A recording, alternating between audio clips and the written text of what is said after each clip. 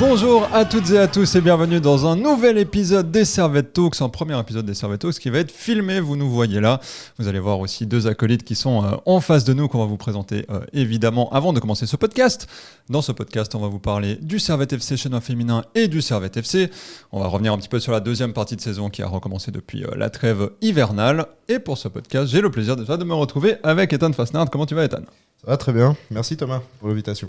Avec grand plaisir, avec Nafissa. Comment ça va, Nafissa ? Ça va super et toi ? Ça va super bien pour ta première dans ce podcast. Et avec Diego. Comment tu vas, Diego ? Parfait, revenu de Bâle hier, plein de choses à dire sur le foot féminin. Et évidemment, ça va être la première chose dont on va parler dans ce podcast du Servette FC Chenois féminin. C'est tout frais, voilà, comme tu le dis. Il y a eu ce match hier, on tourne ce podcast le dimanche 23 mars et Servette a joué à Bâle hier, samedi 22 mars.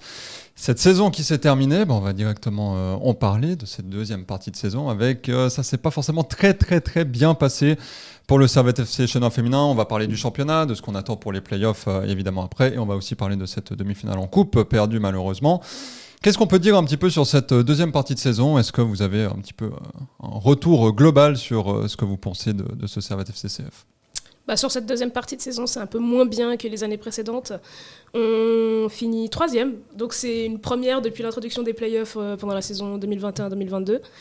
Donc cette place, c'est pas très glamour parce qu'on a toujours fini première saison régulière depuis 2019. Donc c'est un peu difficile d'avoir un point de vue assez optimiste sur cette équipe. Mais c'est pas fini, il y a les playoffs. On a toujours dit que la saison régulière ne comptait pas vraiment avec ces playoffs. Donc je sais pas, j'espère voir un peu de changement pour ces quarts de finale. Et pour toi, Diego ? Moi, j'ai un avis assez différent. On est tenté de penser, quand les résultats sont moins bons dans l'absolu qu'une saison précédente, que le niveau de l'équipe a baissé. Alors, peut-être qu'il y a un peu de ça. On avait Cassandra Coronen à l'interview hier, et puis elle disait, en fait, le problème, c'est qu'on a perdu des matchs qu'on ne perdait pas avant. Puis effectivement, la saison passée, il y avait à peu près le même nombre de victoires, mais les autres matchs étaient surtout des matchs nuls, pas des défaites. Après, voilà, faut nuancer. Ces défaites, c'était à un but près, donc on n'est pas face à un rouleau compresseur. Je pense que si on veut analyser de manière plus juste ce qui s'est passé cette saison, c'est que la concurrence a augmenté son niveau. Il y a des équipes qui ont mis beaucoup de moyens dans le recrutement. Je veux dire, le FC Bâle et puis IB Frauen, c'était du très très fort. Il faut mentionner que pour IB, le Wangdorf leur a été mis à disposition pour l'entier de la saison. Alors c'est plus facile à faire dans la mesure où c'est une pelouse synthétique, bien sûr. On peut y faire jouer plusieurs équipes, mais il faut relever que ça aide à la visibilité du foot féminin. Et puis on a battu le record d'affluence en Super League féminine hier au Wangdorf avec 10 638 personnes, je crois, qui ont assisté à la victoire d'IB, qui leur a permis de chipper la première place à la dernière journée, pendant que le Servette Chenois féminin finit 3e, certes, mais un point derrière IB et Bâle, puis avec une différence de but qui est finalement assez proche. Si je me remets en tête, le Servette Chenois féminin finit avec une différence de but de 27 contre 27 pour Bâle et 29 pour IB, donc voilà, le niveau est très proche avec deux équipes qui un peu sortent du lot. Si on veut vraiment parler de régression, alors là il faut parler du FC Zurich Frauen, qui est un peu l'équipe dominante depuis 40 ans dans le foot féminin suisse, et qui finit là à la 5e place, vraiment un résultat misérable pour une équipe qui était autrefois la grande habituée des hauts du classement. Donc ce que je relèverai, c'est que ok, il y a le résultat de Servette individuellement, mais Servette et Zurich, c'était le haut du classement de première division de foot féminin suisse, même avant la WSL, depuis 2019. Et puis là, c'est la première fois que les deux se retrouvent en dehors du top 2. Donc le Servette Chenois féminin à 1 point. Et puis le FC Zurich est vraiment largué à 32 points. Ça reste pas tant que ça derrière les 39 points de IB, mais voilà, c'est quand même notable par rapport à ce qu'on a pu connaître ces dernières années. Donc je dirais plus la concurrence monte son niveau que le Servette Chenois perd du sien. Un Servette FCCF qui a été très très solide défensivement cette saison, avec la meilleure défense du championnat. Par contre, en attaque, ça a moins bien fonctionné. Quelles explications vous pouvez donner à ce manque de réussite devant ? Pour moi, on n'a toujours pas trouvé un remplacement naturel pour Padilla. Pour moi, c'est ça. On a de joueuses exceptionnelles. Je pensais qu'avec Yonou Chaité, que ça allait régler notre problème de finition, mais elle ne joue pas autant que ça. Et je ne sais pas pourquoi, parce qu'on a quand même des joueuses avec notre meilleure buteuse, c'est Paula Serrano, qui n'est pas normalement une attaquante de base, mais c'est notre meilleure buteuse. Donc je trouve que je comprends pas trop, j'ai du mal à comprendre. On a Cassandra Coronan, on a Iman Saoud, on a El Ghazouani, et pourtant on n'arrive pas à marquer autant qu'avant. On a seulement marqué 37 buts cette saison. C'est très bien, mais lorsqu'on regarde les matchs et qu'on voit comment la dynamique des matchs, on a un problème de finition. Et pour moi, c'est qu'on n'a toujours pas cette vraie attaquante. Ouais, moi, je pense que aucune équipe en fait arrive à faire ressortir une joueuse du lot autant qu'on l'avait à l'époque avec Fabienne Houm et puis Padilla. La saison après le départ de Padilla, Fabienne Houm est en tête du classement des buteuses avec 17 buts. Ensuite, elle prend sa retraite et la saison passée, c'était Strode qui finit avec 14 buts. Et puis là, cette saison, la meilleure buteuse du championnat, si je retrouve juste le classement, voilà, c'est 10 buts à nouveau, Strode et Stéphanie Weber à IB. Donc voilà, s'il existe des buteuses qui en mettent plus d'une dizaine par saison, elles ne se trouvent pas en Suisse, donc pas au Servette Chénois féminin, mais pas dans les autres équipes non plus. Je pense que le Servette Chénois féminin s'est rattrapé sur la deuxième partie de saison. La première, effectivement, on recevait des équipes comme Thun, Rapperswil, et puis on gagnait que 2-0, alors qu'elles perdaient, je crois qu'il y a eu un 8-1 à un moment donné durant la saison. Donc effectivement, on n'arrivait pas vraiment à affirmer la différence de niveau dans le tableau d'affichage. Puis Coronen a dit aussi que c'était un problème récurrent qu'ils essayaient de travailler à l'entraînement. Elle disait qu'elle se retrouve régulièrement avec des balles de match à chaque match. Elles ont des occasions qu'elles ne convertissent pas et elles ont aussi moins de frappes cadrées, donc il faut qu'elles tentent un petit peu plus. En tout cas, sur ce point-là, on voit que c'est une constante dans les équipes de foot Grenat d'avoir un petit peu moins de percussions offensives. Mais je pense que ça s'est amélioré en deuxième partie de saison. Première partie de saison, un petit peu peut-être difficile à expliquer pourquoi ça a été aussi ralenti, mais on rappelle qu'il y avait aussi les qualifications de Champions League qui étaient une priorité pour le club, et puis qu'elles ont joué le coup jusqu'au malheureux tirage contre une excellente équipe professionnelle chez l'AS Rome. Et j'ajoute aussi que c'est la première saison aussi qu'on joue au Stade des Trois Chênes, donc nouvelle pelouse naturelle. Mm-hmm. Et ça aide pas non plus parce que le terrain n'est pas non plus des plus parfaits. Mm-hmm. Donc peut-être ça joue aussi sur ce manque un peu de dynamisme sur le terrain, le fait que du coup on a une pelouse qui soit pas tip-top. Et j'allais dire, autre échec, c'est dur de parler d'échec en parlant de Servette FC Chénois féminin 3e, mais un autre vrai échec de cette saison, c'est cette élimination en demi-finale de la Coupe. En tout cas, une défaite cruelle et qui fait mal. Ça avait déjà été compliqué en quart de finale contre IB, une victoire au penalty. On retourne au penalty en demi-finale contre Bâle. Cette fois, ça ne passe pas. C'est quoi votre sentiment un petit peu par rapport à cette élimination en demi-finale ? On n'avait déjà jamais gagné contre Bâle cette saison. Enfin, c'était du coup qu'un seul match. On avait perdu du coup 2-1 chez nous. Donc déjà le match passé de coupe contre Young Boys, ça n'a pas non plus été flamboyant. Le jeu c'était un peu poussif. On est sauvé par ces pénaltys. Une fois, mais du coup pas deux. Contre Bâle, ça n'a pas été le cas. On a essayé, on a tenté, on est allé au pénalty et malheureusement, la chance ne nous a pas souri.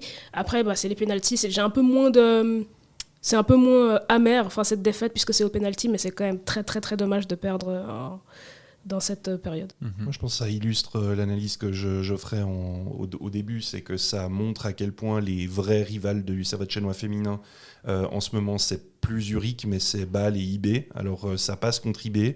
Il y a eu, je crois qu'en début de saison, on a gagné 3-0 au Wangdorf pour ensuite perdre à domicile. Non, il me semble qu'on a gagné 4-0 ensuite. En championnat. On a perdu non, pardon, c'était contre Zurich qu'on a perdu à domicile, effectivement.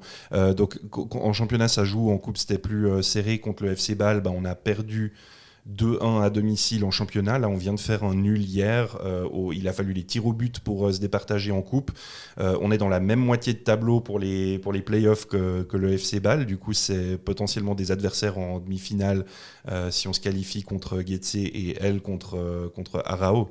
D'ailleurs, petite parenthèse, c'est la première fois depuis l'introduction des playoffs que le Servette Chénois féminin ne joue pas contre Arao en quart de finale. Moi, je m'amusais à me dire les mauvais résultats de toute fin de saison de championnat du Servette Chénois féminin ne peuvent s'expliquer que par une envie de rééditer l'expérience d'aller au Sportanlag et Schachen. Mais voilà, moi je serais pas contre, on est très bien accueillis là-bas. On était très bien accueillis à Bâle hier aussi. Mais pour revenir sur le sujet, alors décevante oui, parce que ça illustre un peu ce côté manque d'efficacité. Si le Servette Chénois féminin a peut-être pas dominer le match, c'était pas le cas des Bâloises non plus, mais il y avait une maîtrise en tout cas du plan de jeu jusqu'au dernier tiers où là effectivement c'était beaucoup plus brouillon et on sent qu'il faut pas grand chose pour débloquer la situation dans ce duel entre les Genevoises et les Bâloises. Et puis voilà, on peut pas tout réduire à une situation individuelle, mais c'était cette scène dans laquelle Iratamai ceinture El Ghazouani dans la surface et l'arbitre dit elle joue le ballon. Je sais pas si vous avez vu la story de El Ghazouani le lendemain sur Instagram, mais c'était hilarant. Personne, en revoyant la scène, trouve qu'il avait raison de... Mais le pire, c'est qu'en haut, elle la ceinture, et en bas, elle la balaye. Il y a les deux. C'est lunaire. Manquerait plus qu'elle lui sur le visage après pour confirmer que c'est bon, tout passait dans cette situation. C'est vraiment... écœurant. Heureusement qu'elle n'est pas entrée sur le terrain Iratamai hier, même si concrètement c'est pas de sa faute, c'est de la faute de l'arbitre. Voilà, des fautes, il y en aura, mais si l'arbitre les siffle pas, c'est problématique.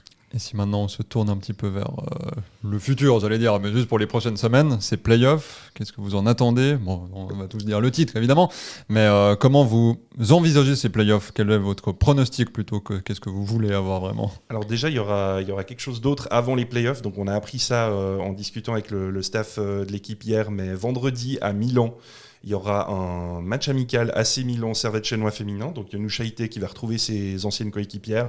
Et voilà, on espère que ce sera un peu le moyen de se remettre en jambes pour aborder cette rencontre contre Getse. Donc on rappelle, c'était une victoire 1-0 à Getse et ensuite une défaite à domicile 3-2 à la fin de cette semaine anglaise qui a commencé par la victoire 4-0 à Zurich avec le match de coupe assez mortifiant en milieu de semaine.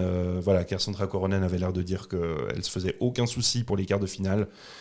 Voilà, la demi-finale, c'est un grand point d'interrogation contre Bâle et puis à voir qui de IB ou Zurich, pour parler des candidates les plus probables, même si Saint-Gall a réalisé quelques perfs cette saison, arrivera en finale sur l'autre moitié du tableau. Moi, je serais confiant, mais assez... c'est impossible pour moi de départager le Servette Chénois féminin et le FC Bâle à ce stade de la saison, donc cette demi-finale, elle est assez difficile à prévoir. Oui, on a toujours eu un espèce de boulevard avec justement Arao en quart de finale. Ensuite, la demi-finale, c'était pas non plus très difficile et puis on était toujours en finale. Là, c'est vrai qu'avec Getse qui, la semaine passée, nous a battu à domicile, je me fais pas de soucis, je suis assez optimiste. Hier, on a eu Cassandra Koronen à l'interview et puis elle aussi, elle a carrément dit bon, on va gagner, il n'y a pas de souci pour le quart de finale. Après, c'est vrai que pour la demi-finale, ça va être un peu plus compliqué. J'arrive moi non plus pas à départager ces deux équipes. Bâle, pour moi, c'est une équipe qui, depuis que cette équipe-là nous a volé un peu Kumbasso, j'ai l'impression qu'ils ont doucement construit leur équipe et ça marche parce que c'est une équipe qui est très très redoutable, qui marque énormément, qui est très efficace. Donc ça va être un grand point d'interrogation pour cette demi-finale. Il y a des qualités chez des jeunes joueuses suisses au FC Bâle comme Lia Camber qui m'impressionnent beaucoup. D'autres qui sont censés être des stars comme Aurélie Xilag, mais qui est absolument éteinte par Bourma à chaque match. C'est ultra divertissant.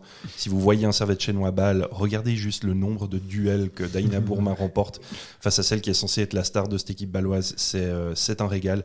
Et puis surtout, elles ont une gardienne absolument incroyable.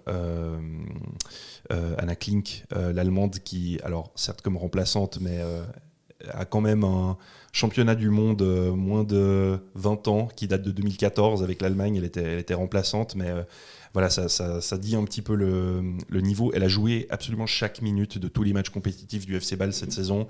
Voilà, c'est quand même un pilier de l'équipe et elle a réussi des gros arrêts. Corpella aussi, hein, mais voilà, je pense que le match d'hier, il s'explique aussi par la qualité des gardiennes. Certaines de ses actions, on les a vues finir au fond des filets à d'autres moments de la saison. Ce que je mentionnerai peut-être, c'est juste l'Europe, l'enjeu de l'Europe, parce que vous le savez peut-être, mais il y a une UEFA Europa Cup qui fait son apparition. Donc on a une deuxième compétition européenne à partir de la saison prochaine. Et en Suisse, en gros, le système, c'est que l'équipe qui arrive en tête du classement de la saison ordinaire obtient la place qualificative pour la UEFA Europa Cup. Donc, à ce stade, IB Frauen a une place qualificative dans la voie de la Ligue pour la Europa Cup. La deuxième place, qui est celle qu'on a toujours eue, la qualification pour ces mini-tournois là, de tours qualificatifs de Champions League, on voit des championnes cette fois-ci, appartient à l'équipe qui gagne la finale des playoffs. Pour le FC Bâle et le Servette Chénois féminin, le nul d'hier ne les arrangeait pas du tout parce que du coup elles sont obligées de gagner maintenant le titre à l'issue des playoffs pour se qualifier pour la Champions League. Avec un point d'interrogation, j'ai pas eu l'occasion de rechercher cette règle spécifiquement, mais si c'est IB qui gagne les playoffs, du coup, à qui revient la deuxième place ? Est-ce que c'est le FC Bâle qui est arrivé deuxième du classement de la saison ordinaire, ou est-ce que c'est à l'autre finaliste des playoffs ? Et dans ce cas-là, arriver en finale des playoffs, ça pourrait avoir dans tous les cas un enjeu sur les qualifications pour l'Europe. Mais voilà, ça avait déjà été dit après l'élimination en coupe. Il reste maintenant un seul objectif, c'est gagner le titre en championnat pour la deuxième fois d'affilée. Et pour finir sur cette partie du Servette FC Chénois féminin, j'aimerais vous entendre, comme d'habitude, sur un top et un flop de cette deuxième partie de saison du côté du Servette FC Chénois féminin. Pour moi, le top, je pense que ça n'a pas trop de suspense. Ça va être El Ghazouani. C'est très fort. J'aime beaucoup le profil de cette joueuse. Elle percute, elle est très efficace.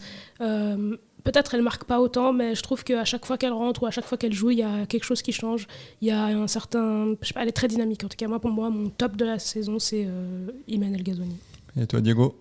Moi, je vais mentionner Jiménez, parce que j'avais quelques questionnements sur la défenseur en début de saison, à son arrivée.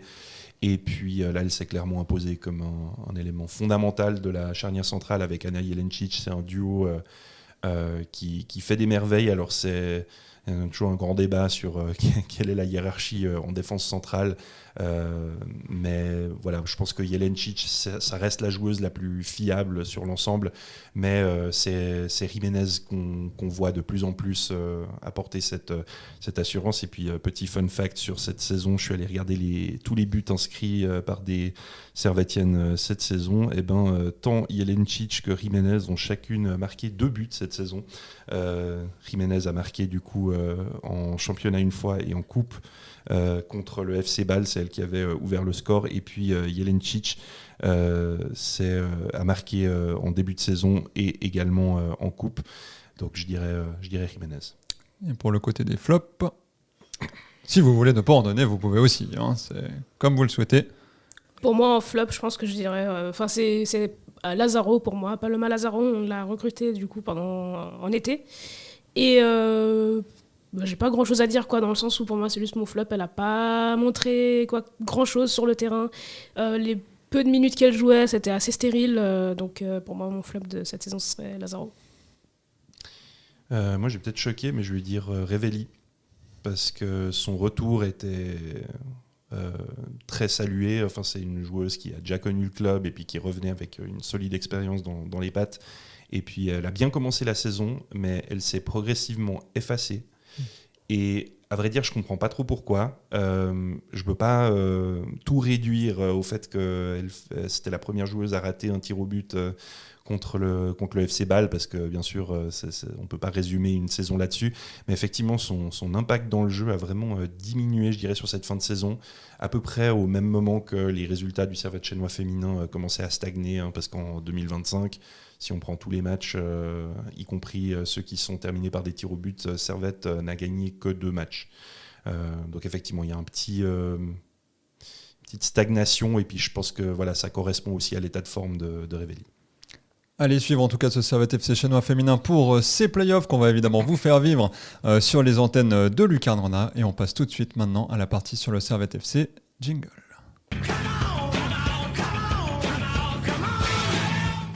Et on va parler maintenant du Servette FC. Le Servette FC qui est en lice pour aller chercher un titre qu'il n'est pas parvenu à aller chercher depuis 26 ans. Je suis toujours avec les mêmes loustiques pour parler de ce SFC. Un SFC qui a repris le championnat avec 4 matchs nuls et qui a un petit peu, envie de dire, qui ont un petit peu entériné les espoirs presque pour des supporters qui se disaient voilà, ça recommence. Servette ne va plus se battre pour le titre. Servette avait 7-8 points de retard sur la tête. Et ensuite, il y a eu cette succession de victoires qui a permis au Servette FC de prendre la tête et de, pour le moment, plus la laisser. On est à la pause internationale, donc on a un petit peu cette pause pour pouvoir revenir un petit peu en détail sur ce qui s'est passé et ce qu'on attend pour la suite. Qu'est-ce que vous pensez un petit peu de vous, cette saison même, de manière générale, un petit peu de Servette, parce qu'elle n'est pas forcément très régulière. Il y a beaucoup de défaites, beaucoup de matchs nuls, mais Servette est en tête. C'est quoi un petit peu votre analyse sur cette saison, simplement, de Servette jusqu'à maintenant ? J'ai envie d'être provoque. Parce que les mêmes qui nous disent aujourd'hui je suis dégoûté par le jeu de Servette, les mauvais choix de l'entraîneur, les sous-performances de certains individus, c'est les mêmes qui disent que la finale de Coupe de Suisse, c'était le meilleur match de leur vie. Parce qu'il y a un trophée qui a été soulevé. Le match est dégueulasse. Mais à la fin, on gagne et ça laisse des souvenirs incroyables pour tout le monde. Donc franchement, je me fais aucun souci pour le style. On est premier. Alors, on va peut-être pas le rester jusqu'à la fin, mais c'est, pour moi, la meilleure saison du Servette FC depuis, en tout cas, la faillite. Est-ce que tu partages cet avis, Ethan ? Qu'on t'a pas entendu jusqu'à maintenant, on t'écoute. Oui, évidemment. Non, moi, je suis quand même un fervent défenseur du on s'en fout comment on joue tant qu'on gagne. Et honnêtement, là, on veut tous gagner le titre. À la fin, on retiendra le titre, c'est ce que dit Diego. Qui se rappelle du match contre Lugano en finale ? Ok, on se rappelle des pénaltys parce que c'était quand même un peu particulier. Mais sinon, le match, les 90 minutes, même les 120 minutes, on se rappelle de rien quasiment. On se rappelle de l'action de Kuteza, du tir d'Aliceda, et c'est tout. Là, c'est pareil. Qui se rappellera du match 1 partout du 18 janvier contre Saint-Gall ? Personne. Ok, le match était affreux, personne ne s'en rappellera. Si t'es champion, donc... Non, moi je suis d'accord avec Diego. Si tu vas chercher le titre, c'est ta meilleure saison depuis ton retour. Si je rajoute une stat, meilleure saison, c'est la première fois de l'histoire du Servette FC qu'on bat un club qui a une coupe européenne dans son palmarès. On a battu Chelsea 2-1. Alors, on peut retrouver d'autres résultats contre des équipes qui ont une coupe d'Europe à leur palmarès, mais pas à ce moment-là. Au moment où Servette les avait affrontés, il n'y avait pas ça dans le palmarès. On a battu un vainqueur de Champions League. Et surtout, ils ont 2 Ligues des Champions et 2 Europa League, je crois, Chelsea, c'est ça ? Ouais, il me semble. Et ils sont dans le top 4 de Première Ligue. Ouais. Ah ouais. Et toi, Nafissa ? Moi, je suis du même avis, les gens sont un peu dramatiques. Pour moi, une équipe qui est en première place, elle ne doit pas forcément toujours bien jouer. Pour moi, c'est un marathon, il y aura des moments avec des bas et des hauts. Et puis, moi, tant qu'on gagne, je m'en fiche. Ouais, puis moi, j'aime bien faire le parallèle. Alors bon, évidemment, c'est pas le même budget, c'est pas les mêmes moyens. Mais quand tu vois l'Atlético Madrid jouer, vraiment, je suis pas sûr que les supporters de l'Atlético, qui n'ont rien gagné depuis 50 ans, se disent « Ah, Simeone, t'es affreux. » Au contraire, je pense que c'est un demi-dieu parce qu'ils ont gagné leur première Liga depuis... 60 ans, c'était le club de la loose et puis ils ont fait 2 finales de Ligue des Champions. Enfin, je sais pas. Qu'ils ont perdu. Oui, ils ont perdu, mais tu fais quand même 2 finales de Ligue des Champions, tu vois. Enfin, je sais pas, faut être un peu heureux avec ce qu'on a quand on est premier. Bah, c'est un petit peu ce que, je sais pas, moi, c'est l'impression que ça me donne avec les Genevois qui veulent toujours tout, le beurre, l'argent du beurre, tout, Voilà, La fille de la laitière. Voilà, exactement. Mais c'est vrai que c'est quelque chose aussi, moi je comprends pas forcément. On est en tête, on a des points, on a aussi quand même des grandes émotions cette saison, malgré le fait que le jeu soit pas aussi léché qu'à l'époque d'Alain Gaguerre. Mais bon, voilà, à l'époque d'Alain Gaguerre, on se prenait aussi des 6-0, et puis on finissait 6e du championnat. Donc bon, il faut pas non plus, genre, c'est mon avis, hein, tout avoir, c'est impossible. À part si t'es le grand IB ou le grand FC Bâle qui a dominé le championnat. Mais dans ce championnat actuellement, c'est absolument impossible d'avoir une équipe qui domine. Et puis bah voilà, si le Servette FC va chercher le titre à la fin, personne va se rappeler de comment on jouait, comme tu dis, du 0-0 à Yverdon. Personne ne se rappellera, ah ouais, non, mais Timo Cogna, il a pas fait un bon match ce jour-là. Tu vois. Ouais, Non, bah, c'est pas grave. ça. Mais après, c'est ce que tu dis. Enfin, j'ai l'impression que les supporters genevois, ils veulent gagner les matchs, donc être premier du classement. Ils veulent en même temps qu'on fasse jouer plein de joueurs du centre de formation, parce il faut faire jouer les jeunes, et qu'on réalise aussi de très bons mercatos, parce que c'est important qu'il y ait des nouvelles recrues. Bah, tu sais, au bout d'un moment, tu peux pas tout avoir. Tu peux pas non plus avoir un jeu incroyable. Enfin, je veux dire, il faut remettre aussi dans le contexte qu'on est le Servette FC, on n'est pas Manchester City, tu vois, on n'a pas un Phil Foden qui sort de l'académie. Enfin, faut y aller tranquille, quoi. Mais non, là, franchement, premier. Alors oui, il y a quand même des choses à redire, il y a des défaites ou des points qui sont perdus qui. Tu te dis, on aurait pu mieux faire. Mais finalement, j'ai l'impression que c'est un peu à l'image du championnat où tout le monde perd des points.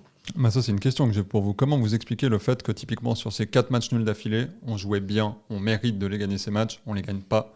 Et ensuite, sur cette série de 5-6 victoires, on mérite pas forcément de gagner et on gagne tous les matchs. Mais Eberli l'a dit lui-même en conférence de presse, c'était suite au match contre Yverdon. Vous pouvez trouver sa réaction complète sur notre TikTok, Lucarne Grenat.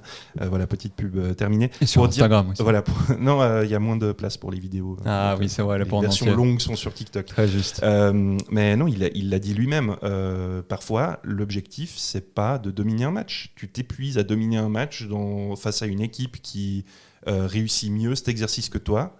Donc typiquement, il disait à la Tuilière, tu vas pas dans l'idée de dominer le match contre le LS. Déjà, vu leur état de forme, aussi avec le soutien psychologique d'un stade qui leur est acquis, et en plus de ça, avec une pelouse synthétique dont eux, ils ont l'habitude, et pas les équipes qui viennent visiter. Donc vraiment, lui s'est dit, ça va être un match où on donne intelligemment nos efforts, et on essaye de repousser leurs attaques comme on peut, puis ça a marché. Donc je pense qu'à partir du moment où on accepte qu'on n'est pas forcément l'équipe dominante au début de chaque match et qu'on adapte la stratégie à chaque équipe, c'est peut-être là qu'on peut se diriger vers de meilleurs résultats. Si la priorité c'est la beauté du jeu, il se pourrait que la priorité ne soit pas le résultat. Le résultat, c'est pas seulement comment on joue nous, c'est aussi comment on s'adapte à l'adversaire. Puis je pense que les meilleures phases dans les choix tactiques de Thomas Eberli, c'est quand il passe plus de temps à s'adapter à l'adversaire que de penser à comment on va jouer. Maintenant, ça explique toujours pas pourquoi Kuteza est toujours titulaire, mais j'imagine qu'on parlera des performances individuelles un peu plus tard. Absolument, et t'en parles justement de Thomas Eberli. J'aimerais avoir votre avis, chacun et chacune, sur le coach du Servette FC. Qu'est-ce que vous pensez de Thomas Eberli, maintenant qu'il est là depuis un petit peu plus de temps, que voilà, c'est impossible de juger un coach après 3-4 mois, ça sert à rien. Aujourd'hui, ça fait déjà un petit peu plus longtemps qu'il est là. Il a eu le temps de manier son équipe, de remanier son équipe comme il le souhaitait. Qu'est-ce que vous pensez de Thomas Eberli? Ethan, on commence par toi. Moi, j'aime bien son pragmatisme, justement. C'est ce que disait Diego. Maintenant, j'ai l'impression que Servette peut battre un peu n'importe quelle équipe. Ce qui était peut-être pas forcément le cas avant, je sais pas. Mais ouais, j'ai l'impression. Est-ce que c'est pas ça qui manquait justement pour aller chercher ce titre? Un entraîneur qui est capable de laisser le ballon quand il faut le laisser, mais aussi, on en reparlera un peu, mais c'est vrai que quand on a le ballon, je trouve que ça va être un peu moins bon que quand il ne l'a pas. Mais quand même, finalement, sur la série de victoires, tu bats Winterthur qui est dernier, mais comme tu peux battre Bâle qui joue le titre aussi, quoi. Donc j'ai l'impression que ce Servette-là peut battre tout le monde, quoi. Et c'est peut-être ça qui manquait à l'époque. Diego? Ouais, moi je pense que ses compétences sociales ont facilité la critique à son égard. Enfin, je dis ça comme personne qui a connu du harcèlement à l'école. C'est pas parce que t'es un petit peu étrange dans ta manière de t'exprimer, qui est en plus pas dans ta langue maternelle, que faut continuer le défouloir. Il y a toujours des hashtag Weiler out, hashtag Eberli out, enfin les gens qui avaient des doutes sur Geiger. faut arrêter de penser que virer l'entraîneur, c'est la formule magique pour améliorer les résultats d'une équipe. D'ailleurs, c'est souvent le contraire. Il y a carrément eu des études poussées sur le fait que le fait de virer un entraîneur, je crois qu'on parle de peut-être 10-15% du temps, derrière l'équipe, elle fait de meilleurs résultats. Donc non, voilà, ça m'énerve à chaque fois, vraiment cette impatience criante avec la moindre difficulté que vit ton équipe. Voilà, ça m'énerve de base. Et effectivement, voilà, on va pas trop commenter le press pool à Genève, mais ça ressemble aussi un petit peu à cette attitude-là. Et puis on a assisté à un Eberly extrêmement défensif et même susceptible sur certains aspects face à la presse. Donc disons le visage extérieur de l'entraîneur, c'est pas ce qui apportait la plus grande confiance. On ne sait pas vraiment qu'est-ce qui se passe dans le vestiaire, sur le terrain avec ses joueurs. J'ai quand même l'impression que c'est quelqu'un qui intervient le moins possible et ça a l'air de marcher parce que on rappelle, on se plaignait pendant des années que les jeunes de l'académie jouaient pas. Voilà, on voit Magnin jouer régulièrement, on voit Ouattara jouer régulièrement. On a pris un Varela des moins de 19 ans. Je ne sais pas quand c'est la dernière fois qu'on a un joueur des moins de 19 qui est passé directement en pro. Voilà, on a d'autres joueurs qui peuvent régulièrement jouer lors des matchs amicaux d'intersaison. Alors après, ils se font prêter pour avoir plus de temps de jeu, mais on va peut-être les voir un petit peu plus tard dans la saison. J'ai l'impression qu'on a enfin, sur la plupart des aspects, le Servette FC qu'on espérait avoir. On n'a juste peut-être pas le charisme d'un Alain Geiger, et puis ça nous empêche de le voir avec l'entraîneur. Et en termes de résultats, on ne peut pas lui enlever que au niveau du classement, on n'a jamais été dans une position aussi incroyable. Peut-être au niveau des buts marqués, encaissés, il y a certainement eu une saison meilleure sur ces dernières années. Au niveau du nombre de points aussi, la saison passée était meilleure, mais la différence c'est qu'on avait un IB qui était loin devant tout le monde. Moi, j'apprécie beaucoup Thomas Eberly. Mine de rien, avant de t'écouter, Nafissa, en termes d'attaque, Servette est la 3e meilleure attaque du championnat et la 4e meilleure défense. Donc, même en termes de buts marqués, de buts encaissés, par rapport au reste du championnat, elle était bien obligé de mettre ça en contexte du championnat. Servette est plutôt bon cette saison. Et puis, on est bien obligé de dire bravo Eberly pour ça. Et bravo les joueurs, évidemment. Nafissa, on t'écoute. Moi, je pense déjà, le contexte dans lequel il est arrivé, il n'était pas facile. Il arrive juste après la saison, on gagne le titre. René Weiler qui part dans des circonstances assez mystérieuses et qui devient directeur sportif. C'était pas facile, et puis en plus son CV il est pas très glamour non plus. Il ressort quoi, il était coach de l'équipe d'Estonie, c'est ça exact. Donc les gens déjà se disent oh non, on n'a pas José Mourinho, zut et tout. Enfin, ils étaient déjà un peu déçus alors qu'ils n'avaient jamais vraiment vu Thomas Eberly coacher. Mais non, moi je suis assez satisfaite en vrai. On peut pas se plaindre alors qu'on est premier. Moi je pense que on est un peu capricieux parfois. Donc non, moi je suis très satisfaite de cette équipe. Alors oui, parfois on se dit que moi des fois je comprends pas trop certains changements, je comprends pas certains faits. Enfin, certains joueurs parfois mériteraient de sortir et ne pas être récompensés à être titulaires le prochain match. Mais je pense qu'il connaît mieux l'équipe que moi et que y a un contexte dans le vestiaire qui fait que il fait jouer. Donc non, j'ai pas de critique particulière. Tu parles un petit peu des performances des joueurs individuellement. On va en parler un petit peu de ces performances-là.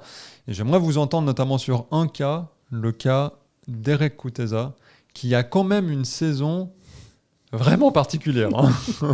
Il est plus ou moins le meilleur joueur du monde pendant une certaine partie de la saison. Ensuite, il passe sur le banc. Voilà, on ne sait pas pourquoi. Il y a un tollé dans les médias qui se passe par rapport à ça. Eberly en prend plein la gueule. Il le remet titulaire et depuis 2 mois, j'ai pas peur de le dire, il est nul. Voilà, il faut le dire, il était incroyable pendant une partie de la saison. Là, depuis un moment, il est vraiment mauvais et il a toujours la chance de jouer, d'être titulaire. Qu'est-ce que vous pensez de ce cas Kuteza, de cette gestion de Derek Kuteza aussi durant la saison ? Ethan, on recommence par toi. Je pense que ce que tu dis, ça donne raison à Eberly, quoi. Je pense que lui, il l'a bien vu qu'il y a un truc qui allait moins bien dans le cas de Kuteza quand il commençait les matchs. Et finalement, les matchs où il rentre en cours de jeu, je crois qu'il y a le match contre Bâle d'ailleurs qui gagne quasiment à lui tout seul. Et quand il le remet titulaire, ça marche de nouveau plus, quoi. Donc, en fait, la réponse est dans l'explication, mon cher Thomas. Tu es un très bon animateur. Et super. C'est tellement un bon animateur que je dis tout avant que les autres répondent. C'est super. En fait, plus sérieusement, je suis tellement d'accord parce que Ouais, depuis quelques matchs, Kuteza, quand il est titulaire, c'est moins bien. C'est juste moins bien. Et peut-être que c'est mieux quand il est en difficulté qu'il rentre en cours de match pour vraiment terminer le travail face à des Def France qui sont plutôt fatigués, je dirais. Donc, ouais, c'est ce que disait Nafissa, mais Eberly connaît mieux la forme des joueurs que nous. Quoi. Lui, il voit ce qui se passe à l'entraînement. Ouais. Diego? Moi, je suis pas dans sa tête, donc je sais pas comment il fonctionne comme joueur, mais ce que Kuteza m'inspirait quand il a commencé à vraiment dérouler les buts, les dribbles, les frappes incroyables, c'est qu'il utilisait souvent un peu les mêmes mouvements, les mêmes techniques, et qu'à un moment donné, toutes les équipes allaient le comprendre et le contrer.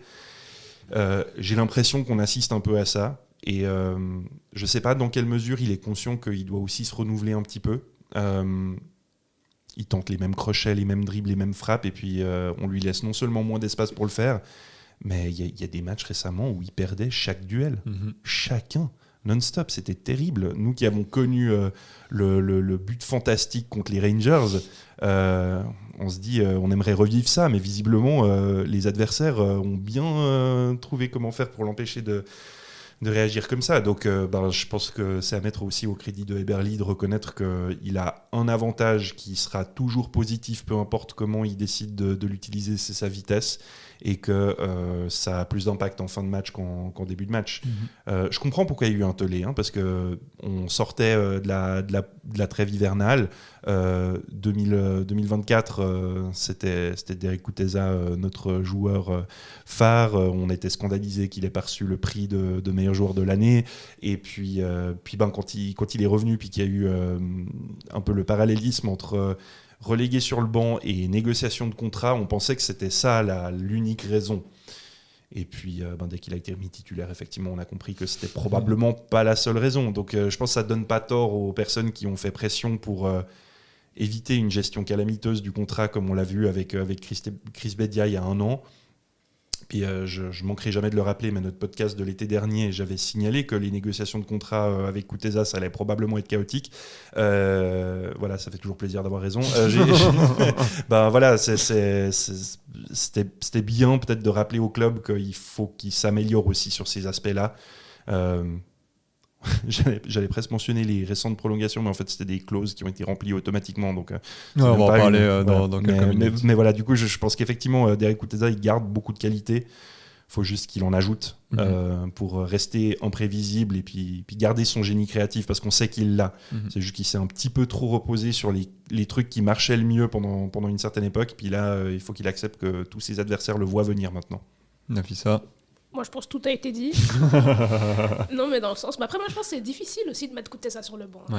C'est une décision qui est très difficile, et je pense que parfois, juste le faire jouer et après le sortir, c'est juste plus facile que de le faire rentrer à la 60e minute, même pour le moral ou d'autres trucs. C'est pas facile de mettre Kuteza sur le banc, je pense. Donc, c'est une décision qui est très compliquée, mais je pense que c'est nécessaire, parce que quand il sort du banc et qu'il a un peu un espace d'esprit revanchard, c'est là où je pense que Kuteza est le meilleur. On va continuer un petit peu sur ces aspects individuels. Petit top flop aussi. On va commencer par toi, Nafissa. Comme ça, tout n'aura pas été dit au moment où tu prends la parole. Un top et un flop. Et puis on fait directement un top et un flop par personne. Comme ça, c'est un peu plus simple. Alors moi, personnellement, mon top, ce serait Mitcha. Enfin, il est impérial, il est super beau, il est super sympa. Mais, et puis, non, je trouve qu'il est vraiment en forme. Pour mon flop, je dirais Alexis Antunes, mais je m'explique. Quand il joue, super bon, j'ai rien à dire. Très peu de mauvaises performances, mais malheureusement, il n'est pas disponible. Il est souvent blessé, il a souvent quelques pépins, donc je pense que c'est vraiment dommage. Après, très peu de joueurs, pour moi, à mon sens, jouent vraiment très mal cette saison. Donc c'est pour ça que je dirais que c'est plutôt le physique d'Alexis Antunes. Diego, à ton tour. J'ai envie de varier peut-être un peu les réponses, parce que j'aurais dit Stevanovic aussi comme top. Maintenant, j'aurais voulu dire Antunes, parce que j'ai vraiment l'impression qu'il a la capacité d'être un peu le prochain leader de cette équipe. En ce qui concerne le flop, j'hésite entre Tsunemoto, dans le sens où c'était un joueur fantastique la saison passée et qui aujourd'hui est un joueur ok. Ouais. Alors, c'est un latéral. C'est un latéral piston. Il fait des choses dans les mouvements offensifs que d'autres défenseurs font moins ou pas. Et puis en défense, il est moins ce mur infranchissable qu'il était par le passé. Donc passer de un de nos meilleurs joueurs à un joueur milieu de classement, je ne sais pas si c'est vraiment particulièrement un flop, mais pour peut-être citer un joueur qui ne sera pas cité dans le reste du tour de table, je dirais quand même Joël Mal. Parce que Joël Mal, c'était la révélation de la saison passée. Le gars qui hésitait à mettre fin à sa carrière à 32 ans, 33 ans, un truc comme ça, et qui est venu quand on avait besoin de lui à Genk en plus, qui assure déjà un match à 10 contre 11 en qualification de Champions League, et qui ensuite est le gardien titulaire indiscutable, alors que Jérémy Frick est là et qu'il est adoré par les fans. Et puis ensuite, il a souffert de l'épuisement collectif de l'équipe la saison passée. Et quand, à nouveau, cette saison, il a fallu faire appel à lui parce que Frick était à nouveau blessé, j'ai pas vu le même joueur. J'ai l'impression de l'avoir vu un petit peu plus spectateur sur certaines actions. Alors, il tente l'arrêt, quoi, mais avant, il arrêtait beaucoup plus de ballons que ce que je vois cette saison. Et c'est un petit peu triste pour celui qui restera un peu toujours dans nos têtes comme étant... celui qui faisait partie de ces 2 séances de tir au but inoubliables contre Genk et puis en finale de Coupe de Suisse. Je vais te surprendre, Ethan, parce que je vois ta réaction du coin de l'œil. En fait, je trouve ça méga dur. Mais... Et en fait, je trouve un peu dur d'un côté d'aller jusqu'à dire que c'est un flop, mais je suis assez d'accord avec le fait que c'est pas le même Joël Mal que la saison dernière et qu'il est un peu moins bon. Il est pas mauvais, mais il est un peu moins bon. Pour moi, flop, c'est flop, c'est vraiment dur. dur. Ouais, flop, c'est dur. Mais assez d'accord avec le fait de dire qu'il est moins bon. Ça, oui. Ah oui, mais moi, c'est vraiment le mot flop. Sévère, tu sais. Sévère. Bah non, un flop, c'est pas forcément vert. Ça peut être rouge. Non, c'est très bon. Celle-là, on la coupe. Non, jamais, je ne coupe Non, mon c'est humour très de nul. merde. Ah oui, non, mais c'est pas grave. Cette blague à flop. Du coup, il faut un top et un flop. Ouais. Alors déjà, Tsunemoto, tu me l'as piqué. Ouais, Ça, abusé. c'est pas gentil. J'en ai dit 2 en plus, j'ai triché. Ouais, tellement. Non, mon top, moi, ça me surprend que vous l'ayez pas cité, c'est Rouillet. Ouais, j'avoue. Genre, là, on est là. Enfin, il y a quand même des supporters qui font un scandale parce qu'il est pas appelé en équipe suisse. Et j'avoue. Enfin, Je suis tellement jalouse, j'aurais tellement dû dire oui. non, mais pour moi, enfin, je veux dire, si t'avais dit Rouillet, j'aurais dit Micha. Donc, Eh ben moi, j'ai aucun des deux. Let's go. Non, mais Moi, je dis quoi, moi? Qu'est-ce que vous voulez dire de plus sur Rouillet? Enfin, genre, il Ouais. est exceptionnel. Mhm. Mention spéciale pour moi à Mazikou. Ouais. Ouais. Donc, voilà. Pour les tops et pour les flops, du coup, c'est compliqué. J'ai le droit de réfléchir. Enfin, en fait, non. J'en ai un qui est méga facile. Mais, Ouais, je sais qui tu vas dire. bah oui, mais Ah tout oui. le monde sait qui je vais dire. Bah oui. Mais je peux pas. Bah si. Maintenant que tu le dis. Ouais, Guimono. Ah, alors j'aurais pensé à quelqu'un d'autre. Ah ouais? Ah, j'avais quelqu'un d'autre en tête, Ah ouais moi. Ouais. Gaël Ondoa. Ah oui, aussi. Parce que Gaël Ondoa, bon, sa saison Parce avant qu'il c'est- commence à être non convoqué, elle est déjà catastrophique. Oui. Et après, il est pas convoqué. Surtout que Guimeno, c'est du recyclage de la saison passée. Ouais, non, mais. Oui, Est-ce que non, c'est bah vraiment oui, un flop cette saison? Bah oui. Ouais, du coup, oui, quand même. Enfin, vu comment il arrive. Il est stable. Il est stable dans la flopitude. Non, il est pire que l'année Ouais, passée. ouais. L'année passée, même statistiquement, elle est pas affreuse non plus. Ouais, cette c'est saison. vrai. Là, il y a rien. Non, mais moi, désolé, hein, je fais une incise, mais Guimeno, le match où il se fait siffler, c'est clairement pas celui où il mérite d'être sifflé. On est d'accord. Ah Et- oui, non, mais pour moi, il et fallait pas le siffler. Hein, je t'ai pas dit ça. Je pète un câble parce que maintenant on a relégué le joueur sur le banc Oui. jusqu'à la fin de la saison, alors que le gars il a quand même marqué contre Chelsea. Enfin, je prends des exemples un peu isolés, mais c'est pas un joueur qui sert absolument à rien. C'est juste qu'on en attendait plus. Ouais, c'est ça. Bon, C'est pas qu'il ouais. sert à rien, mais il a fait en sorte un petit peu qu'on s'attende à rien.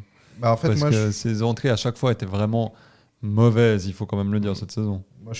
pour moi, le but contre Chelsea, c'est pas du tout un argument. Enfin, c'est pas parce que tu marques dans un match que tu dois être titulaire le reste de la saison. À chaque fois qu'il rentre, franchement, c'est quand même compliqué, quoi. Alors après, moi je trouve ça quand même complètement catastrophique de le siffler, tu vois. Oui, non, c'est ça- clairement pas ça qui va le rendre meilleur. Et la réaction du groupe était excellente de pas aller vers les supporters à la fin et tout. Et je pense que c'est aussi ce genre d'événement qui peut te souder un groupe pour aller, je sais pas, chercher un titre par exemple. Par exemple, à tout Par exemple, à tout hasard. vraiment. Mais Varol. Le Tazar. Varol à tout hasard. Donc ouais, non, après, Guimeno, moi j'espère qu'il va se remettre sur le droit chemin, mais là c'est clair qu'en plus, dans un match où il rate un penalty, il y a Endo qui rentre, il met un doublé. Bah, évidemment, dans la rotation, tu passes derrière tout le monde, quoi. Ouais. Et puis en plus, l'entrée de Ben Yangba est loin d'être affreuse dans ce même match aussi. Donc finalement, tu passes attaquant numéro 3, voire 4. Quoi. Donc, Moi, j'ai un autre flop. on Mais voit, du il coup. est dur. Non, c'est pas Ondua. C'est qui? C'est méchant. C'est pas méchant. C'est Ouattara. Ah Parce ouais que Ouattara, j'en attendais tellement plus. Et il fait des très bons matchs. Et il fait des matchs catastrophiques. Il y a une ou deux entrées. Oh, c'est catastrophique. Mais il est jeune. Donc je suis hyper Oui. patient. Il y a pas de, je suis pas là en mode oh, il est nul. Il est nul, il est nul. Il va jamais rien réussir. Pas du tout. Mais il me déçoit un petit peu. Et du coup, je le mets dans les flops. Mais un petit flop. C'est pas un- Je suis pas d'accord. Moi, je vois une progression par rapport à ses entrées de l'année passée. Il a évolué de genre ailier classique à un peu une fusion entre un rôle d'ailier et puis ce que fait Antunes. Et puis je pense que là, du coup, il suit bien l'exemple d'Antunes en décochant aucune frappe dangereuse sur l'entier de la saison. Mais disons que mais sur le reste, je trouve que c'est très prometteur d'avoir quelqu'un comme Ouattara dans l'équipe, mais effectivement, il y a encore du chemin à parcourir pour qu'il puisse... Disons que les entrées de Contribuer. Varela m'ont un petit peu plus convaincu que celles de Ouattara, alors que Ouattara est là depuis un peu plus longtemps. Et du coup, je me dis, bah, la progression est moins fulgurante que ce que je m'attendais quand j'entendais notamment ces entraîneurs en jeunes qui disaient qu'il était absolument exceptionnel. Et bah, il est bon, mais j'attends un petit peu plus. Mais est-ce que tu comparerais pas justement avec Varela et c'est pour ça que tu te dis ah purée, c'est vrai que Ouattara c'est un peu moins J'arrive pas à savoir. flagrant. C'est possible. Mais en fait, le truc, c'est que je pense qu'avec Ouattara, je me suis dit, avant que Varela arrive dans l'équipe, je me suis dit, bon, j'attends encore un petit peu. Et avec Varela qui arrive, je me dis, bon, je vais peut-être pas autant attendre que ça, parce que visiblement, c'est possible de passer des moins de 19, d'avoir 18 ans, et puis d'être vraiment bon. C'est possible. Mais du coup, bref, je suis un peu dur. Hein, Et n'oublions pas quelque chose, c'est que faut voir dans quel état nous revient Fonmos. Ouais. Parce que le jour où il se blesse, Mhm. je me dis enfin, on a Ouais. une nouvelle solution. On a un Kuteza sur l'aile droite, en gros, plus Ouais, ou moins. ouais. Et c'est tellement dommage pour ce joueur qui a connu des blessures pendant si longtemps. Doulin, c'est la même réflexion. Je trouve que c'est horrible parce que c'est des joueurs qui ont le potentiel d'être des piliers de cette équipe.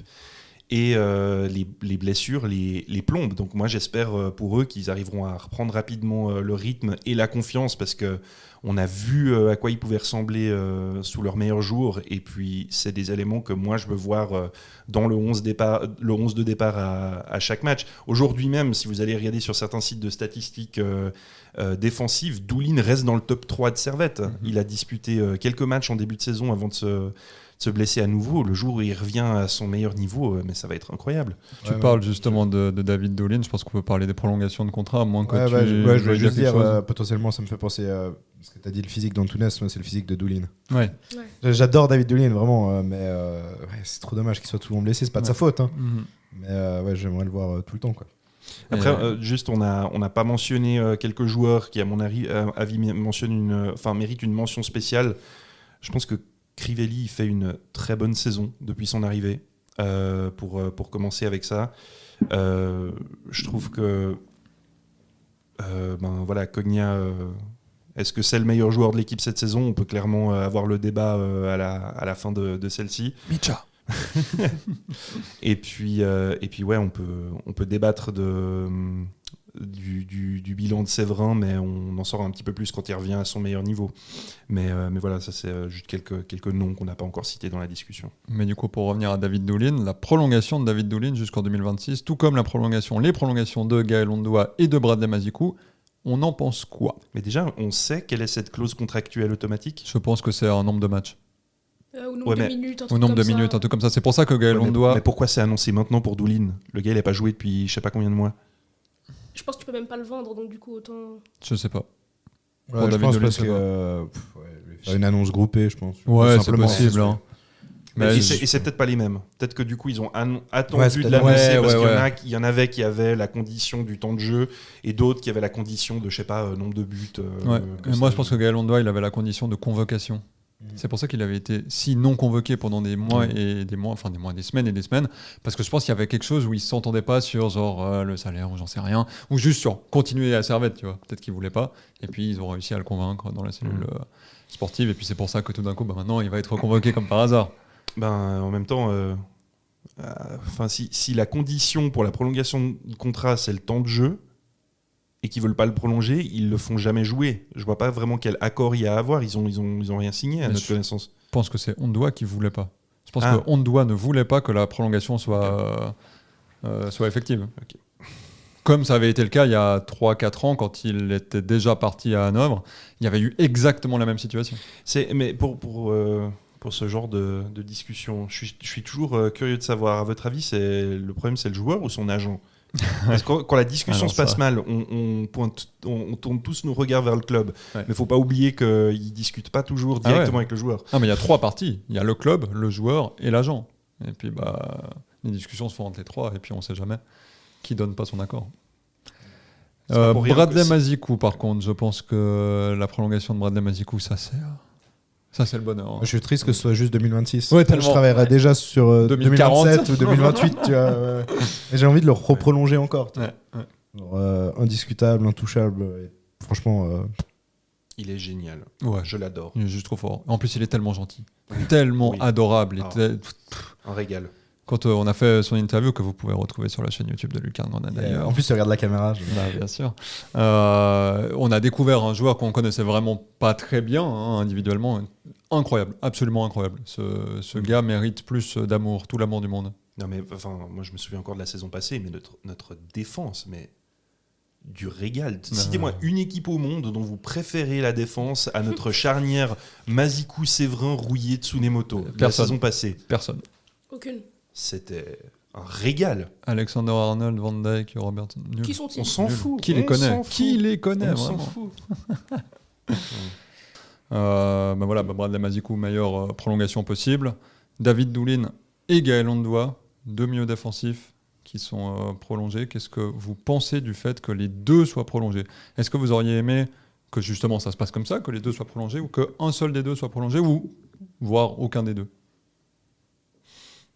Ça dépend s'il y a une recrue cet été ou pas. Mais je pense que tu es obligé de partir en tout cas à 2. Milieu défensif. Donc là, tu prolonges les 2. Ça veut dire, je pense, selon moi, qu'il n'y aura pas de 3e milieu défensif qui va arriver cet été. Et puis ça veut dire que Longuet ne va pas rester, certainement. C'est comme ça que je le comprends. Ça ne m'étonnerait pas que les prêts hivernaux aient peu de chances de rester. C'est un peu dans les habitudes du club. Je vois pas Nonje rester. Je vois aujourd'hui que Magnin est plus haut dans la hiérarchie en tant que milieu défensif. Ondoa est un peu l'option qui vient du banc pour mettre ce que Magnin ne peut pas mettre, c'est-à-dire l'impact physique. Et puis Doulin, vu qu'il est blessé, c'est un peu la question. On sait à quel point il peut être bon, on sait à quel point il peut redevenir bon après une longue absence. Donc on le garde en se disant, on sait à quel point ça peut être un atout, mais on va voir quand il se remet de sa blessure, s'il arrive à reprendre la première place dans la hiérarchie. Parce qu'une fois que Doulin est de nouveau sur pied et en pleine forme, c'est lui le numéro 1. Il n'y a juste plus de discussion. Ouais, moi je suis globalement d'accord. Après, je pense que j'aurais aimé avoir seulement une prolongation sur les 2 et puis espérer avoir du renfort cet été. Mais on verra, ça se trouve qu'on aura un nouveau joueur ou pas. Mais les 2 prolongations, je trouve qu'en même temps, je suis pas fan. Et en parlant d'apports, les 3 apports de cet hiver, on va en dire 3 parce que je compte Victor Ibenyangba dans ces apports hivernaux. Nonge, Je crois que ça se dit Nonje. Nonge. Mais Nonge. ça m'a surpris. Ouais, moi aussi. Joseph Nonge, Victor Ibenyangba du coup, et Aliou Ndoye. Qu'est-ce qu'on pense de ces 3 apports? Voilà, c'est simplement la question, Nafissa. Ah, moi je suis fan. Je suis fan de Nongue, je suis fan de Ndoye. Après, c'est très facile, il rentre, il fait un doublé. Après, il nous fait c'est un très beau profil, je pense. Et puis même pour le match contre Yverdon, typiquement, je ne comprends pas pourquoi Nongué ne rentre pas. Je ne comprends pas. On se faisait bouffer au milieu. On avait besoin d'un nouveau souffle et rien. Baron, après, oui, ça a été super sympa, le changement. Mais je pense que c'était un match où ça n'aurait pas été trop d'avoir Nongué au milieu. Ouais, je suis assez d'accord. Parce que Nongué, ça fait quelques matchs qu'on ne le voit plus, en fait. Oui. Il était titulaire pendant une partie, et puis là, maintenant, il ne l'est plus. Je ne sais pas spécialement pourquoi. Mais ouais, toi, Diego, c'est Zapport Hiverno, t'en penses quoi? Pas de victory sans Ben Yangba. Je tiens à mentionner que durant tout le temps où il était sur le terrain, depuis qu'il est arrivé, il a vécu l'ouverture du score du FC Sion à Tourbillon, puis l'égalisation par Antunes, et puis sinon le reste du temps, même quand il jouait lors de matchs qu'on perdait, il n'était pas là en tout cas quand on encaissait les buts. Donc je maintiens, pour un attaquant, c'est vrai maintiens ce slogan. Non mais Ndoye, je trouve intéressant que les performances qu'il a pu montrer dans un championnat qui est considéré comme inférieur puissent quand même être utiles dans le championnat suisse. C'était un peu, personne ne savait vraiment à quel point la différence de niveau allait être grande.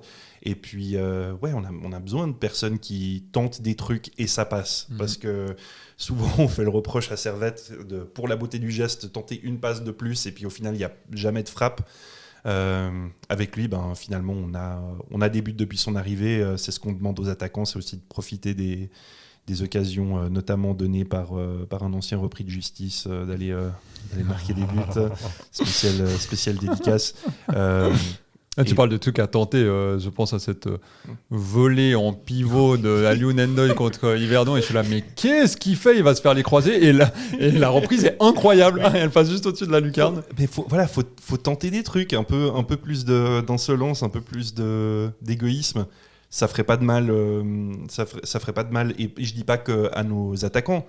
Je dis de temps en temps, on a Mazikou qui est un peu surpris de se retrouver à l'orée de la surface, qui tente. On sait jamais. Baron, il tentait et c'est enfin entré. Alors il a fallu, 5 patates depuis qu'il a signé à Servette pour qu'il y en ait une qui entre. Il y en avait 2 qui s'étaient écrasées sur les montants. Je m'en souviens encore. Mais ouais, faut oser. Et puis Nongué, je trouve que c'est qu'est-ce que je disais déjà dans les quelques matchs que j'ai commentés où il jouait, c'est que individuellement, il est incroyable. Collectivement, il y a beaucoup de progrès à faire. Donc, il réussit ses duels, il réussit ses dribbles, il réussit ses interceptions, les récupérations de balles, etc. Mais quand il faut faire une passe, ouais. Et là encore, faut faire preuve de modestie. Moi, je ferais pas mieux sur ce terrain à ce niveau-là. Mais... Non, sérieux. Et micro-buvette, moi j'étais choqué. Franchement, Moussa Diallo, il joue bien mieux que moi. Donc du coup, vous l'aviez oublié. Hein. Techniquement, il est encore au club. Hein. Oui. Mais je crois pas qu'il a la licence pour jouer. Non, je pense pas qu'il a de prolongation automatique lui dans son contrat. Il en a eu une à l'époque. Oui, à l'époque. Je sais même pas s'il habite encore à Genève. Mais voilà. Non, je me souviens encore des discussions qu'on avait avec des gens du club qui nous disaient Bassirou Diaye. Je sais même pas s'il est encore à Genève. De temps en temps, il venait utiliser la salle de sport du stade. mais voilà. Non, mais bref, je pense que c'est un bon joueur, mais je suis pas sûr qu'il soit très utile à une équipe comme Servette sur le long terme. Et je pense pas qu'une équipe comme Servette fasse partie de ses projets dans la mesure où il sort de l'académie de la Juventus, puis il est encore suffisamment jeune pour peut-être se montrer plus ambitieux sur la suite de sa carrière. Et toi, Ethan? Ça me fait penser, parce que tu parlais de Baron, assez content de sa prolongation aussi. D'ailleurs, il a prolongé d'une année. Un soldat qui peut bien aider. Excellent état d'esprit. Ouais, justement, moi j'aime beaucoup Baron. Et après, pour les recrues, Ndoye, j'aime beaucoup. J'aime vraiment beaucoup Ndoye. Je trouve que c'est un profil un peu différent, un peu atypique. Et franchement, ses débuts sont top. Il marque des goals. On peut difficilement lui demander plus, quoi. Pour ce qui est des autres recrues, Ben Yangba, c'est pas mal. C'est pas mal. On est surpris en bien. Ouais, franchement, surpris en bien. Je m'attendais pas à grand chose. Et franchement, ouais, je suis surpris en bien. Je pense que c'est un gars qui peut, dans la rotation, il peut vraiment faire du bien. En plus, avec la blessure de Fonmos, on l'a vu, il a pu dépanner un petit peu sur les ailes aussi. Non, franchement, moi j'aime bien Ben Yangba. Et Ndoye, je suis assez mitigé.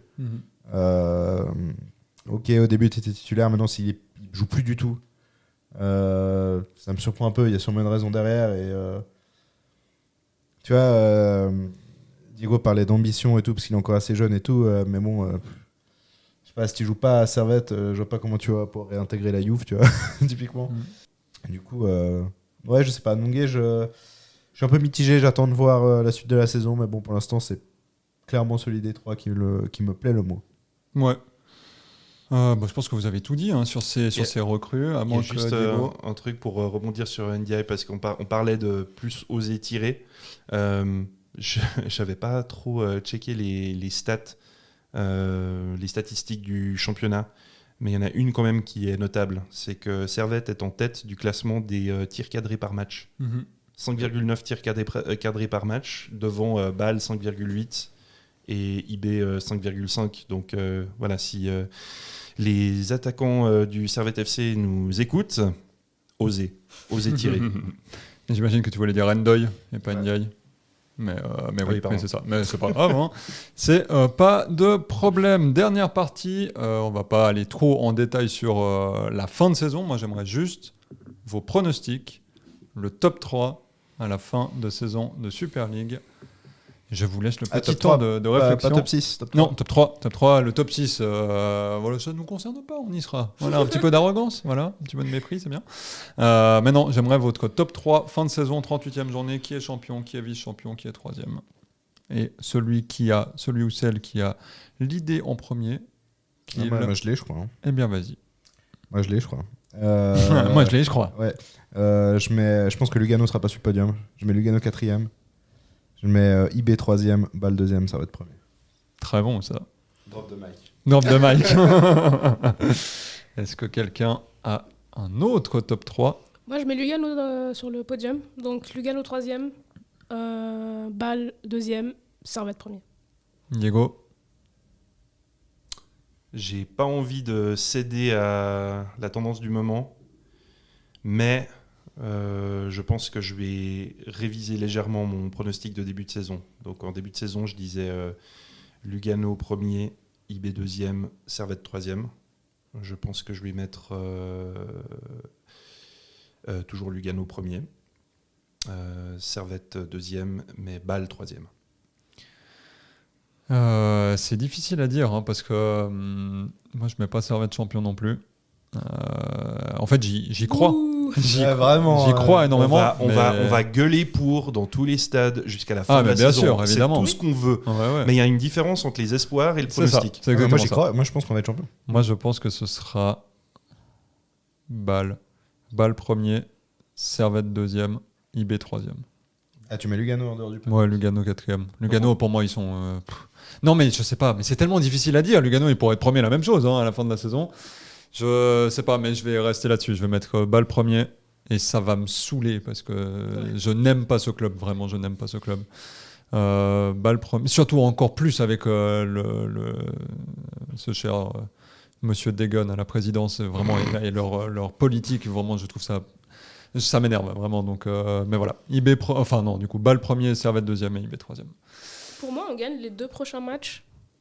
On est champion. Ouais, c'est ça. Lugano à l'extérieur, IB à domicile. Si on fait 6 points là-dessus, là, on est vraiment bien. Les gens se plaignent qu'on ait perdu contre Yverdon, mais c'est un peu l'histoire de Servette depuis les débuts de Geiger. On s'adapte au niveau de notre adversaire. Oui. Sinon, comment expliquez-vous qu'on gagne contre Chelsea et juste après on perde contre Chafouz? Je veux dire, c'est la philosophie de Servette, c'est tu t'adaptes à ton adversaire et on se mange le tapis sur des équipes de bas de classement, mais on fait le job contre les meilleures équipes. Et puis la preuve, à part ce qui est toujours aujourd'hui considéré comme une erreur de parcours contre le FC Bâle à domicile, là, cette défaite 6-0, globalement, il n'y a pas beaucoup de matchs qu'on gagne ou qu'on perd à plus de 1 but d'écart.